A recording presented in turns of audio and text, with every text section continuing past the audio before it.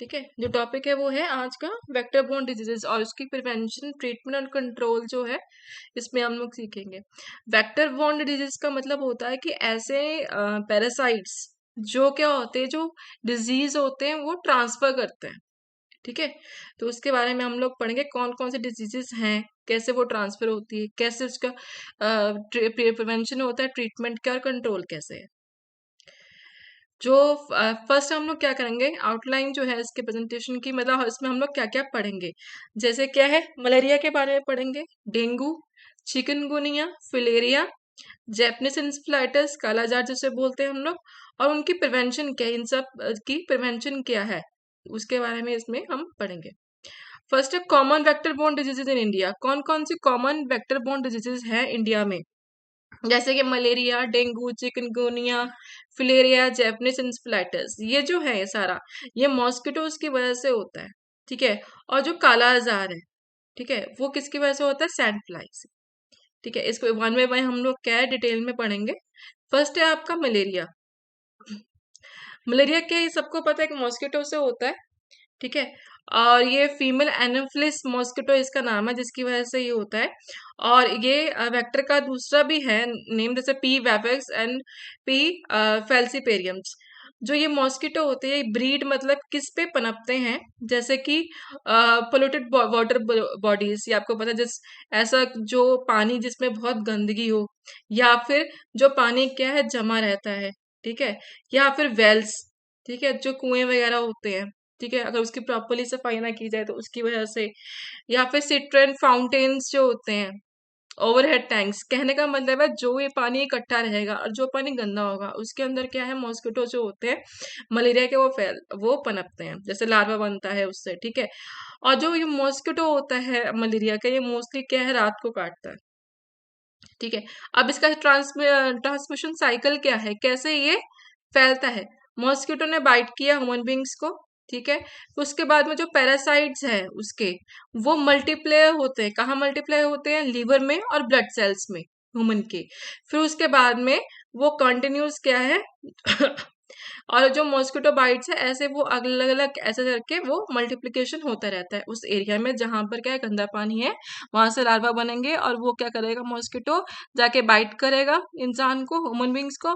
फिर उसके बाद में वहां पर क्या है, उनके जो लीवर है और ब्लड वेसल्स, ब्लड सेल्स हैं, ठीक है, लीवर में जो ब्लड सेल्स है उसमें जाके वो मल्टीप्लिकेशन होता है। ठीक है, ऐसे ये चेन सिस्टम चलता रहता है। कॉमन सिम्टम्स क्या है, सिम्टम्स क्या होता है, व्हाट इज सिम्टम्स, सिम्टम्स से आप क्या समझते हो, और साइंस क्या होते हैं।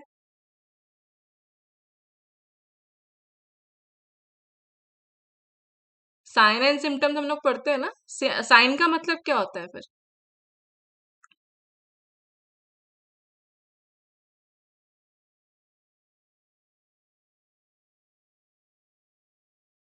साइन क्या बताया आपने अभी,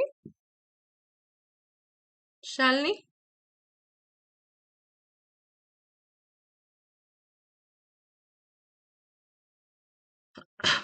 जो साइन होते हैं हम बोलते हैं sign and symptoms of the patient. तो साइन में क्या होता है, जो डॉक्टर देखता है। ठीक है, सिम्टम्स क्या होते हैं, जो पेशेंट हमें बताता है। ठीक है, जैसे पेशेंट ने हमें बताया मुझे फीवर है, मुझे रात को फीवर चढ़ता है, ठंड से चढ़ता है, मोस्टली 101 रहता है, 102 रहता है। ठीक है, तो वो सिम्टम्स हमारे होंगे कि मे बी पेशेंट को टाइफाइड फीवर हो सकता है, ठीक है, या वायरल हो सकता है। तो हम लोग उसके अकॉर्डिंग उसके टेस्ट आते हैं। जो टेस्ट हम लोग करते हैं, जो हम लोग टेस्ट करवाते हैं, दैट इज साइंस। समझ में आया। ओके, सिम्टम्स क्या होंगे मलेरिया के, पेशेंट को बहुत हाई ग्रेड फीवर आता है। ठीक है, फिर उसके बाद में पेशेंट को चिल्स, राइगर्स, मतलब चिल्स राइगर्स का मतलब कपकपी चढ़ती है, और उसके बाद में हेडेक होता है और बॉडी एक होता है।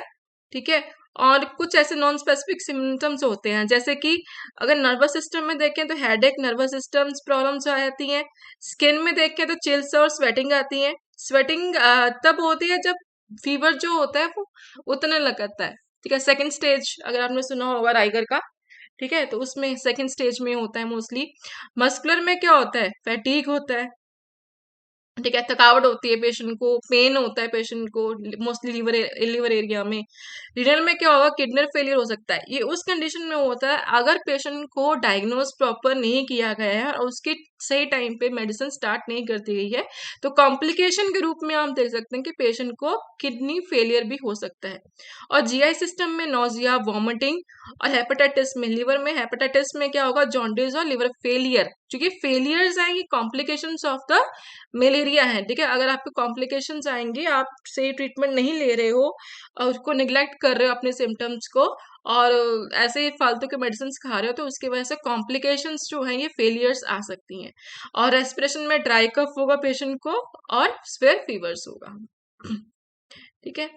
और स्वेयर मलेरिया कौन से बहुत ज्यादा स्वेयर हो गया है, जैसे हमने भी पढ़ा जॉन्डिस, ठीक है। सीजर्स क्यों होगा, जैसे आपने पिक्चर्स में देखा, न्यूरोलॉजिकल डिसऑर्डर्स भी पेशेंट को हो रहे हैं, ठीक है। हेड नर्वस सिस्टम प्रॉब्लम्स ही आ रहे हैं, उसकी वजह से पेशेंट को सीजर मतलब फिट पड़ना, दौरा दौरा आपने सुना होगा। ब्लीडिंग प्रॉब्लम्स जब आती हैं, जब क्या होती हैं, हेपेटाइटिस की प्रॉब्लम ज्यादा इंक्रीज हो जाती है। लिवर फेलियर्स हमने पढ़ा, अगर कॉम्प्लिकेशंस आएंगे किडनी फेलियर और लिवर फेलियर्स, ये एंड स्टेज होगा पेशेंट का। और मल्टी ऑर्गन्स, अगर ये वाइटल ऑर्गन्स जो है हमारी बॉडीज के, आपको पता है वाइटल ऑर्गन्स कौन कौन से हमारी बॉडीज के, कौन कौन से वाइटल ऑर्गन्स है बेटा?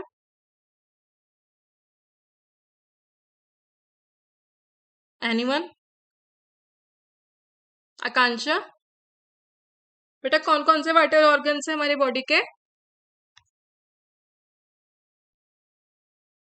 हम्म। हम्म। हाँ। इंटेस्टाइन नहीं है बेटा।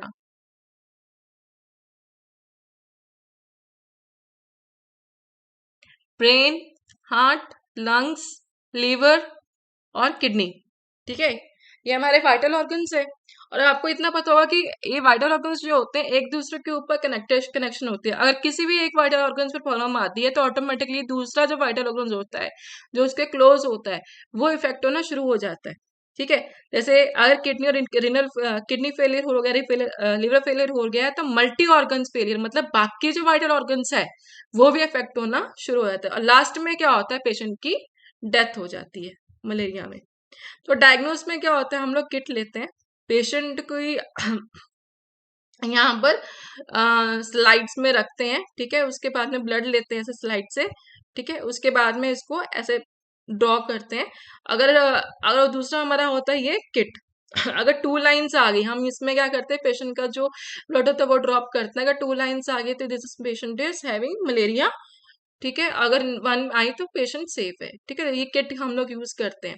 अब इसका ट्रीटमेंट क्या है मलेरिया का, हम पेशेंट को मोस्टली बोलते हैं कि रेस्ट करे, ठीक है, क्योंकि उसको फैटीग हो रही है, ठीक है। और वाइटल ऑर्गन्स पे भी इफेक्ट पड़ रहा है, जितना वो वर्क करेगा उतना ही वाइटल ऑर्गन्स क्या है, काम करेंगे, और उतना वाइटल ऑर्गन जितना काम करेंगे उतना ही उनको प्रॉब्लम आएगी, ठीक है।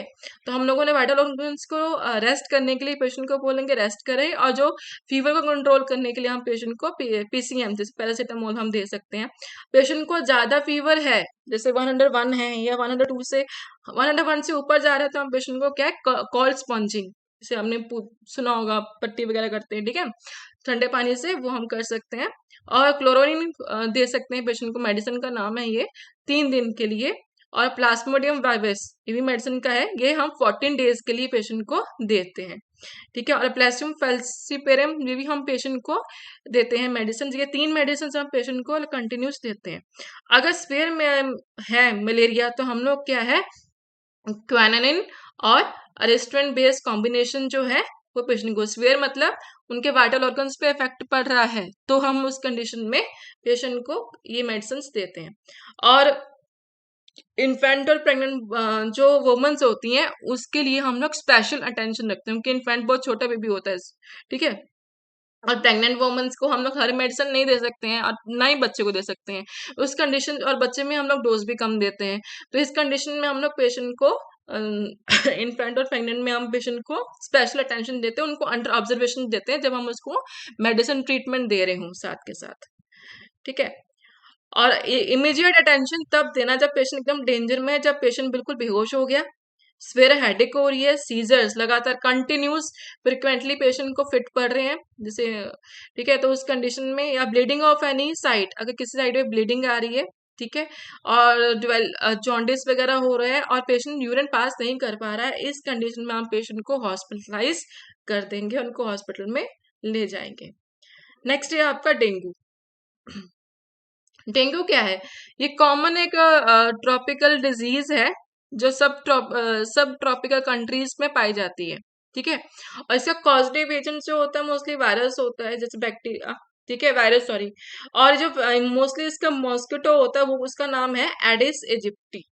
मोस्टली आपका मेन फोकस किस चीज में होना चाहिए कि जो जैसे मलेरिया डेंगू है उसका पॉजिटिव एजेंट कौन सा है, ठीक है, तो इसका पॉजिटिव एजेंट जो है मतलब किस वजह से किस मॉस्किटो से होता है, एडिस इजिप्टी। ये बहुत इंपॉर्टेंट क्वेश्चन है जो वाइवा में मोस्टली मोस्टली पूछ लेते हैं, ठीक है, नोन एज टाइगर मॉस्किटो, और ये जो इन्वायरमेंट की वजह से ये ट्रांसमिट होता है। ये है पिक्चर इसकी एडिस इजिप्टी की, और इसकी पहचान ये है कि इसके जो पैरों में ये ब्लैक और वाइट जो होती है पैचेस होते हैं, तो ये डेंगू जो है उनकी डेंगू जो है मॉस्किटो उसकी ये पहचान है, ठीक है। और इन्वायरमेंटल फैक्टर्स कौन कौन से होते हैं? मोस्टली जो है होता है ये डेंगू मोस्टली होता है जुलाई और दिसंबर में, ठीक है, और ये जो मोस्टली जो ये बाइट करता है वो मोस्टली डे में करता है, और आइडल टेम्परेचर जिसमें ये ब्रीड कर सकता है, पनप सकता है, वो ideal temperature 20 to 28 degree Celsius. और ये इसको देखो, आपने अगर देखा होगा जुलाई और दिसंबर मोस्टली ह्यूमिडिटी वाला एरिया होता है, ठीक है, सीजन होता है, तो ह्यूमिडिटी में ज्यादा हाई टेम्परेचर में मतलब रह सकता है। और टाइगर जो मॉस्किटोज होते हैं, ठीक है, वो मोस्टली फ्रेश वाटर पूल्स में ये पनपता है। इसका जो लार्वा होता है वो साफ जो पूल्स होते हैं जहां पे पानी इकट्ठा होगा लेकिन वो पानी साफ होगा तो वहां पर ये पनपेगा। वनरेबिलिटी टू डेंगू, कौन कौन से लोग हैं वनरेबल, मतलब कौन कौन से लोग हैं जिनको ये होने के ज्यादा चांसेस हैं, ठीक है, डेंगू। ऑल एज ग्रुप इसमें होते हैं, ठीक है, बोथ सेक्स होता है, मेल और फीमेल्स। और जो dengue are mostly like to experience severe form of disease, ठीक है, जिनको क्या है और स्वेयर फॉर्म के डिजीज होने के चांसेस। अब इसका ट्रांसमिशन साइकिल क्या है? इन्फेक्टेड मॉस्किटो जो होता है ये काटता है, ठीक है, ह्यूमन बींग्स को, और जो फिर उसके बाद में अनइन्फेक्टेड मॉस्किटो जो होता है वो अनइन्फेक्टेड ह्यूमन बींग्स को ऐसे काटता रहता है, ठीक है, ये जो पूरा सर्कल चलता रहता है कि उसने काटा फिर उसके बाद में आगे आगे बढ़ता गया, ये कभी भी मैन टू मैन नहीं फैलता, ठीक है, ये आपको पता होगा कि कभी मैन टू मैन नहीं फैलता, ये मॉस्किटो से ही हमेशा फैलता है। और सिम्टम्स क्या होंगे इसके? फीवर होगा, रैश, जहां पे मॉस्किटो ने बाइट किया है वहां पर क्या है, बहुत रैश हो जाएगा, रेड रेड धब्बे पड़ जाएंगे। हेडेक पेशेंट को होगा, मसल पेन्स होंगे, जॉइंट पेन होगा, और pain behind the eyes. Most important symptom इसका ये है कि पेशेंट को आईज के पीछे पेन होगा और जॉइंट पेन होगा और मसल्स पेन होगा। अब डेंगू हेमरोजिक फीवर भी होता है, ठीक है, अब वो क्या होता है, डिक्रीज इन प्लेटलेट काउंट। जब पेशेंट को हम लोग ब्लड टेस्ट करते हैं अगर उसमें प्लेटलेट काउंट कम आ गया है, ठीक है, और पेशेंट को साथ में ब्लीडिंग भी हो रही है, जहां पर रैश है जहां पर काटा है वहां पर ब्लीडिंग भी हो रही है पेशेंट को, तो हम उसको बोलते हैं डेंगू हेमरोजिक फीवर, ठीक है। ब्लीडिंग और का कहाँ जगह पे हो सकती है, जैसे गम्स में ब्लीडिंग होती है, जॉइंट्स में हो सकती है पेशेंट्स के, ठीक है, और bleeding under the skin causing its discolouration, जहां पर ब्लीडिंग हो रही है उसके उसके नीचे जो स्किन होगी वो कलर उसका चेंज हो जाएगा। पैथिकल हेमरेजेस मतलब हेमरेज जो है वो इंक्रीज होता जाएगा, ये आप देख रहे हो यहाँ पर, ठीक है। इन गट कॉजिंग ब्लैक कलर्ड स्टूल और इवन फ्रैक ब्लड, मतलब अगर जब पेशेंट स्टूल पास करेगा तो उसका जो कलर होगा स्टूल का वो ब्लैक होगा या फिर क्या होगा, फ्रैंक ब्लड होगा। तो इसका मतलब ये अगर ये सिम्टम्स आपको देखने को मिलते हैं तो इसका मतलब पेशेंट को डेंगू हेमरोजिक फीवर हो चुका है।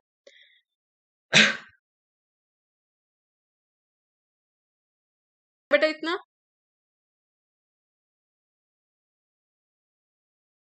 आगे ट्रीटमेंट इसका है फ्लूइड्स।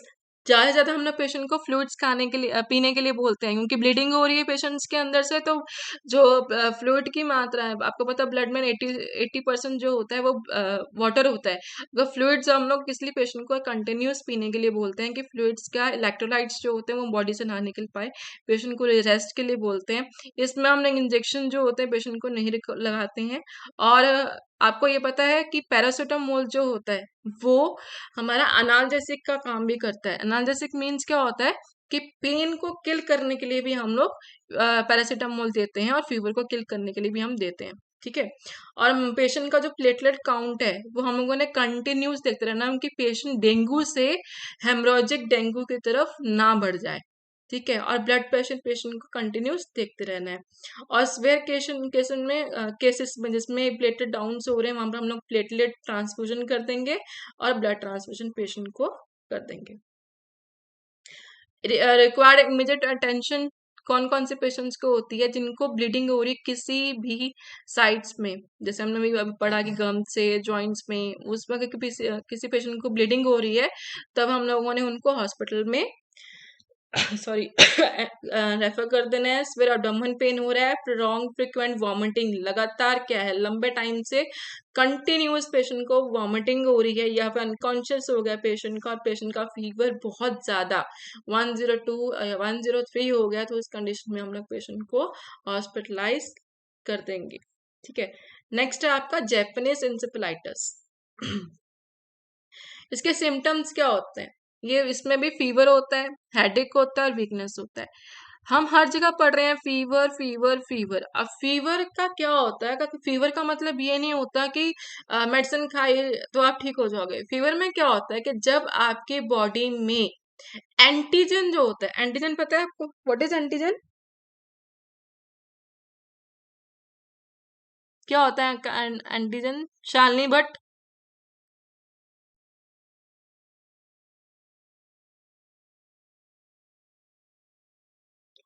एंटीजन होता है जब हमारे बॉडी में बाहर से कोई चीज एंटर करती है, जो हमारी बॉडी को, हमारी बॉडी उसके अगेंस्ट है। ठीक है। जब हमारी बॉडी में एंटर करती है, दैट इज एंटीजन। और हमारी बॉडी में ऑटोमेटिकली एंटीबॉडी प्रेजेंट होते हैं। जब एंटीजन और एंटीबॉडी का रिएक्शन होता है, ठीक है, एंटीबॉडी वो रिएक्ट करती है एंटीजन के खिलाफ, तो जो वो फ्रिक्शन होती है, जो फाइट होती है, उससे हमारे बॉडी में फीवर बनता है। ठीक है। तो फीवर बनने का मतलब होता है कि हमारी बॉडी में कुछ ना कुछ गड़बड़ हो रहा है, जिसकी वजह से डॉक्टर्स आपके ब्लड टेस्ट करवाते हैं। तो इसलिए हम हर जगह फीवर पे वो पढ़ रहे हैं। तो ठीक है, फीवर होता है इसका मतलब आपको सिम्टम्स पेशेंट के देखते हुए उसको ट्रीटमेंट देना है। जैसे हेडेक होगा पेशेंट को, वीकनेस आएगा, और लगातार ये प्रोग्रेस करेगा हाई ग्रेड फीवर में, नेक पेन में, वॉमिटिंग में, सीजर पेशेंट को आएगा, पेशेंट अच्छे से बोल नहीं पाएगा, और लास्ट में पेशेंट को पैरालिसिस होने के चांसेस। पैरालिसिस मतलब बिल्कुल भी जान नहीं रहेगी शरीर में। ठीक है। और वो लकवा मार देना, जहां से आपने सुना होगा। ठीक है। That is known as paralysis. इसका ट्रीटमेंट क्या है? हम लोग पेशेंट को सिम्टम्स कंटिन्यूस नोट करते रहेंगे। पेशेंट को अगर ज्यादा हाई ग्रेड फीवर, हमने पढ़ा अभी कि पेशेंट को हाई ग्रेड फीवर होता है, हाई ग्रेड फीवर का मतलब होता है 102 डिग्री फ़ारेनहाइट से ऊपर जा रहा है, तो पेशेंट को हम लोग स्पंजिंग करेंगे, पैरासिटामोल देंगे, ड्रग देंगे सीजर्स को रोकने के लिए। अगर पेशेंट को ब्रीदिंग प्रॉब्लम्स आ रही है, उसको सांस नहीं आ रही, क्योंकि उसके नेक में भी पेन हमने पढ़ा है, तो पेशेंट को नेक में अगर पेन है तो उसको रेस्पिरेशन प्रॉब्लम हो सकती है। उस कंडीशन में हम लोग ऑक्सीजन थेरेपी पेशेंट को देंगे, और पेशेंट को हम लोग क्या है हेल्थ केयर फैसिलिटीज या हॉस्पिटल्स में साथ के साथ रेफर कर देंगे। डेंजर साइंस क्या है? पेशेंट इसमें भी अनकॉन्शियस, सीजर, पुअर रेस्पिरेशन और पैरालाइज पेशेंट इसमें हो जाता है। ठीक है। चिकनगुनिया। चिकनगुनिया जो मोस्टली होता है ये वायरल डिजीज है, और ये टाइगर एडिस इजिप्टिस की वजह से होता है। और ये चिकनगुनिया जो होता है ये 2006 में इंडिया में पहली बार आया था चिकनगुनिया, और इसने 14 लाख पीपल्स को इफेक्ट किया था इंडिया में। इसके symptoms same, fever, chills, headache, generalised body ache, skin rash, small joint pains होते हैं। ठीक है। और ट्रीटमेंट में हम लोग अनाल्जेसिक देते हैं, जैसे पैरासिटामोल, डिक्लोफेनाक, और पेशेंट को हमेशा पानी पीने के लिए बोलते हैं। इसमें हम लोग एस्पिरिन नहीं देते हैं। ठीक है। और पेशेंट को फूड इनटेक नॉर्मल है वो खाने के लिए बोलते हैं। नेक्स्ट है फिलेरिया। फ्लेरिया जो होता है वो माइक्रोफ्लेरिया जो मॉस्किटो होता है, ठीक है, क्विलिस, ठीक है, मॉस्किटो जो होता है उसकी वजह से ये ट्रांसमिट होता है, ठीक है, क्विलिस मॉस्किटो की वजह से ट्रांसमिट होता है। और ये जो मोस्टली होता है ये ऐसे एरिया में होता है जहां पर बहुत ज्यादा गर्मी होती है और वहां पर बहुत ज्यादा ह्यूमिड होता है, ठीक है, नमी जिसे बोलते हैं हम लोग, वहां पर ज्यादा होता है। इसमें मेनली क्या होता है, मेनली मेन सिम्टम्स क्या है इसके, फीवर है, swelling in and pain in limbs, ये आप देख रहे हो, ठीक है, स्वेलिंग हो जाती है लिम्स की और बहुत ज्यादा पेन होती है लिम्स में। परमानेंट डिसफिगर्ड ऑफ लिम्स, इनके जब देखो ये वाले जो लिम्स है बिल्कुल सही है, ठीक है, नॉर्मल शेप पर, ये वाला जो फिगर है वो उसकी शेप बिगड़ गई है क्योंकि वहां पर बहुत ज्यादा हैवी स्वेलिंग हो चुकी है। और ठीक है, और कई लोगों को, कई पेशेंट्स को क्या है, एलर्जिक रिएक्शन भी हो जाते हैं, ठीक है। डायग्नोसिस का क्या है, ब्लड एग्जामिनेशन करते हैं, माइक्रोफिलिया और एंटीबॉडी टेस्ट करते हैं। ट्रीटमेंट में हम लोग मेडिसिन प्रोवाइड करते हैं, डी एथिलीन कार्बोनाइज, ठीक है, और उसके मन में आइवर्टेन विद एल्बाडोल्स, ये हम लोग दोनों मेडिसिन मिक्स करके पेशेंट्स को देते हैं, ठीक है। रिक्वायर्ड इमीडिएट ट्रीटमेंट में इसलिए क्या होगा, अगर पेशेंट को बहुत ज्यादा कॉम्प्लिकेशंस हो रही हैं, ठीक है, या फिर पेशेंट क्या है, medication cause larva death in body which could sometimes lead to allergy reaction, जैसे हमने मेडिसिन दी है और उसमें जो पेशेंट का वो जो लार्वे है, ठीक है, वो डेथ हो गई है, ठीक है, और पेशेंट को बहुत ज्यादा स्वेलिंग हो रही है, बॉडी इचिंग हो रही है, तो उस कंडीशन में हम लोग क्या है, पेशेंट को हॉस्पिटलाइज कर देते हैं। काला आजार, जेफनेसन स्प्लैटस, ठीक है, इसमें हेपेटोलॉजी में क्या है कि ये जो कॉज्ड होता है, कौन सा नाम क्या है मॉस्किटोस का, लेशमेनिया डोनोवेनी, ठीक है, ये मैं इसका नाम है, ये ट्रांसमिट होता है सैंड फ्लाई से, ठीक है, ये हमने पढ़ा था, ठीक है, सैंड फ्लाई से। और जो ये द ऑर्गेनिजम्स में remain in the body for a long time in liver, spleen and bones, ये जो होता है सैंड फ्लाई, जो इसका ऑर्गेनिजम्स होता है वो लीवर, स्प्लेन और बोन्स में मिलता है, ठीक है। और ये कहाँ कहाँ फाउंड होता है इंडिया में, ये इंडिया में कहाँ फाउंड होता है, बिहार, झारखंड और वेस्ट बंगाल, ठीक है, और कुछ जगह पे उत्तर प्रदेश में ये पाया जाता है, ठीक है। इनके साइन एंड सिम्टम्स क्या है, इंटरमीडिएट फीवर, ठीक है, कभी चढ़ता है फीवर, फिर रुकता है, फिर चढ़ता है, फिर रुकता है, और वीकनेस पेशेंट को आती है, और फुलनेस ऑफ एब्डोमेन, पेशेंट को लगता है कि उसका पेट बिल्कुल भरा हुआ है, ठीक है। क्यों ये लगता है पेशेंट को, क्योंकि जो लीवर का साइज होता है, स्प्लीन का साइज होता है, ये क्या होता है, इंक्रीज हो जाता है, बढ़ जाता है। और पेशेंट के जो ग्रे डिस्कलरेशन ऑफ स्किन, ठीक है, जो स्किन होती है वो एकदम ग्रे कलर की हो जाती है, और पेशेंट के जो बाल है वो भी इसमें झड़ना शुरू हो जाते हैं।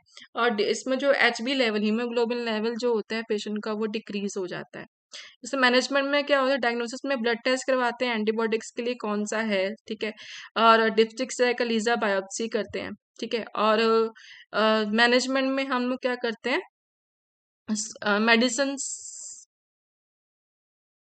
ठीक है। Clinical features, intermediate fever, weakness, full of abdomen, क्योंकि इसलिए होता है उनकी साइज जो होती है वो इंक्रीज होता है, लीवर का, स्प्लीन्स का, और डीक्लरेशन होता है कलर स्किन का। और इसके पेशेंट में क्या होता है, हेयर क्या लूज हो जाता है, और HB लेवल जो होता है वो डिक्रीज हो जाता है। मैनेजमेंट में हम लोग ब्लड टेस्ट करवाते हैं, डिप्स्टिक टेस्ट, एलिजा बायोप्सी, मैनेजमेंट में ये मेडिसिन हम पेशेंट को प्रिस्क्राइब करते हैं। और प्रिवेंशन हम कैसे कर सकते हैं, जैसे कि मैंने अभी आपको बताया कि जैसे कि कोई सोर्स होगा, ठीक है, जिसमें पनपने, जैसे कूलर वगैरह होगा, अगर इसमें पानी इकट्ठा है तो हम उसको बाहर निकाल देंगे, जैसे हमें कूलर नहीं चाहिए तो उसको क्लीन कर देंगे।